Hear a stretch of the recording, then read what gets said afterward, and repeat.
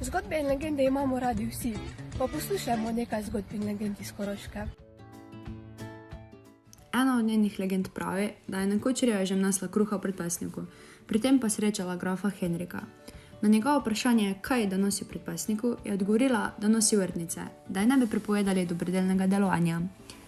Ko je predpasnik razširila, je v njem opazil sredi mrzle zime dišeče in cvetoče vrtnice. Ta legenda je upodobljena tudi v 2 3-metrskih velikih slikah, na katerih je Elizabeta obdana s spremstvom, ko revežem in bolnim deli kruh in denar. Ker pa je to delala na skrivaj, se ves kruh v košarah spreminja v vrtnice. Tako so postale rdeče vrtnice, upodobljene na oltarju, simbol dobrote svete Elizabete.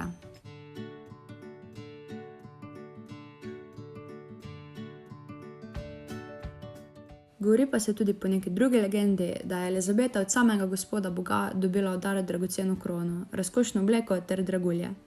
Ni želela, da bi po njeni smrti vse to prišlo v neprave roke, zato je bogastvo skrbno skrila, zakodirala in zaklenila. O nastanku cerkve, poimenovane po sveti Elizabeti, govori pa še ena legenda. Nekoč je bil Slovenj Gradec poplavljen in je bilo tu jezero. Na eni strani je živel grof, ki je imel hčerko Elizabeto, in na drugi strani grof, ki je bil v prvem sporu sina. Ta dva mlada pa sta se zaljubila in se ponoči skrivoma sestajala. Neke noči, ko se je Elizabeta peljala svojemu dragemu s čolnom, se je razbesnelo močno neurje. Elizabetin čoln je potonil. Njen neutolažljiv oče pa je v želji, da bi našel hčerko, dal zato izprazniti jezero in je na mestu, kjer jo je našel mrtvo, postavil cerkev.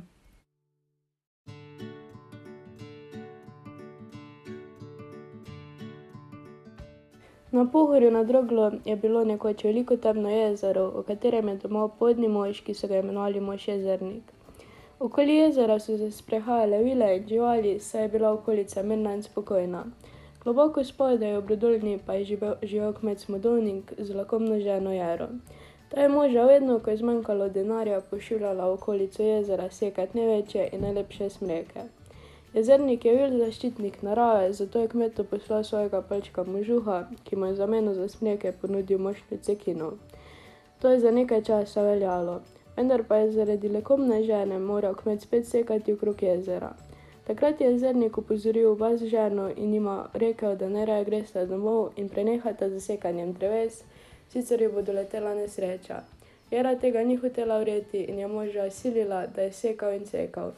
Nekaj noči pa se je nad jezerom razbesnela strašna nevihta. Jezero je bilo preveč polno in je prestopilo bregove ter odplavilo hišo Smodovnika, lakomno Jero, vse hlode in tudi kmeta samega.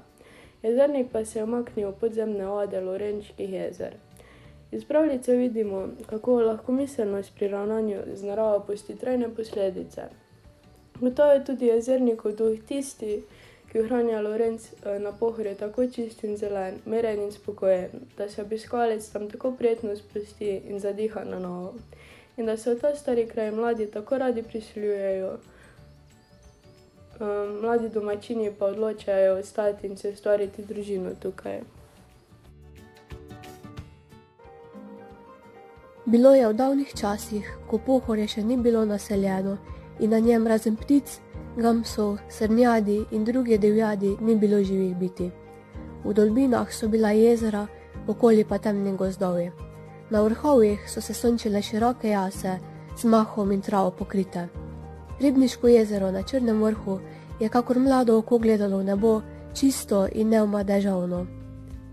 V Slovenijo so vseh strani prihajali ljudje.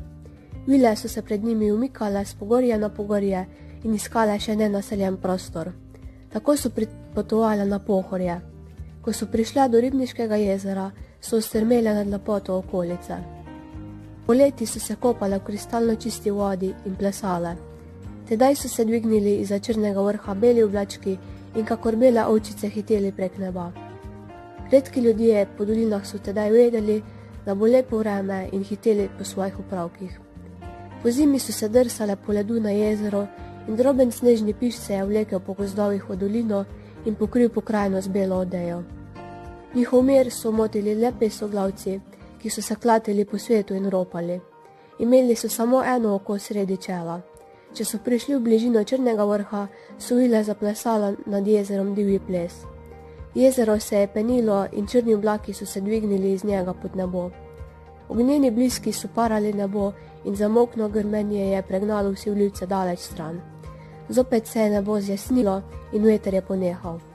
Pohorje se je spet zasvetilo jasno in čisto v soncu. Vile so gojile okoli jezera krasne vrtove s planinskimi rožami.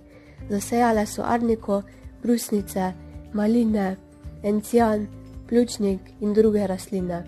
Črede gamsov in srn in drugih živali so bile prijateljice gozdnih vil. Mirno so se lahko pasle po planinah, ki so jih čuvale vile. Zdravilna moč rastlin jih je ščitila pred ramami in bolečinami. Planina Črnega vrha in Kop je bila pravi raj.